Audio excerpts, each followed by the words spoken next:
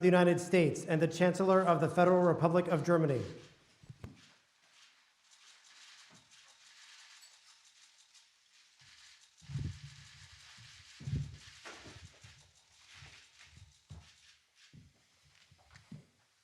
Please sit down. Thank you. Good afternoon. We also discussed our shared commitment to NATO's Article 5 responsibilities and reassurance of our eastern flank allies. We're united in that as well.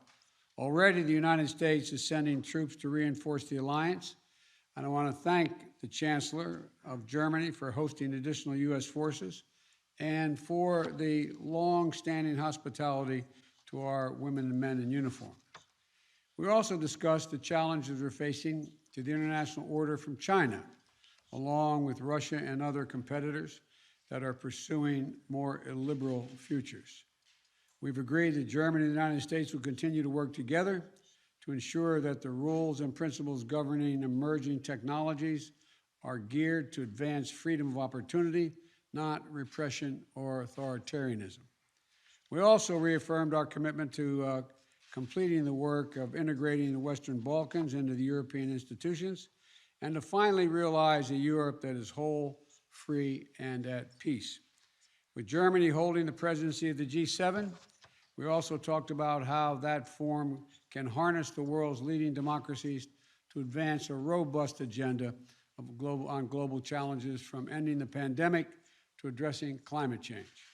And I look forward to being the first of many opportunities we can spend together, beginning this meeting and throughout the rest of the year and the rest of our terms.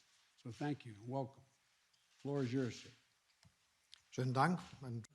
Thank you very much. Good afternoon from my side as well. I'm very grateful that we had the opportunity to talk in much detail today, and that I was able to make my first official visit here, and that we also could talk about the important questions that we're dealing with today. We are in a very difficult situation, and it is a good thing that Joe and I were able to discuss what we need to do in this difficult context. Of course, there is a military threat in Ukraine, against Ukraine. We cannot remain silent on that. We see the number of Russian troops along the Ukrainian border, and that is a serious threat to European security, where we need to discuss about security in Europe. This is also a progress, as tiresome as it may be, and we have not yet reached any very substantial conclusions yet, but it is good to see that this format plays a role now. And the same is true for the talks between Ukraine, Russia, France, and Germany, the Normandy format. Thank you, Chancellor Scholz. Mr. President, I have wanted to ask you about this Nord Stream project that you've long opposed. You didn't mention it just now by name, nor did Chancellor Scholz. Did you receive assurances from Chancellor Scholz today that Germany will, in fact, pull the plug on this project if Russia invades Ukraine? And did you discuss what the definition of invasion could be? And then, Chancellor Scholz, wenn ich Sie fragen darf. If I may ask you, Chancellor Scholz, you said there was some strategic ambiguity that was needed in terms of sanctions. I just wanted to know whether the sanctions you are envisaging and the EU is working on, and the US as well, are already finished, finalized, or is there still work ongoing? And you're not really saying what the details are. Is that just an excuse for Germany maybe to not support the SWIFT measures? The first question first. If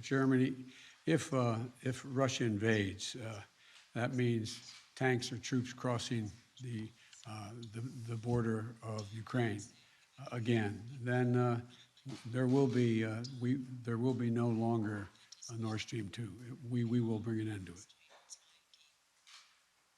it. How will you do that exactly, since the project and control of the project is within Germany's control? We will, I promise you, we'll be able to do it. Schönen Dank für Ihre Frage. Thank you very much for your question. I want to be absolutely clear. We have intensively prepared everything to be ready with the necessary sanctions if there is a military aggression against Ukraine. And this is necessary. It is necessary that we do this in advance so that Russia can clearly understand that these are far-reaching, severe measures. It is part of this process that we do not spell out everything in public because Russia could understand that there might be even more to come.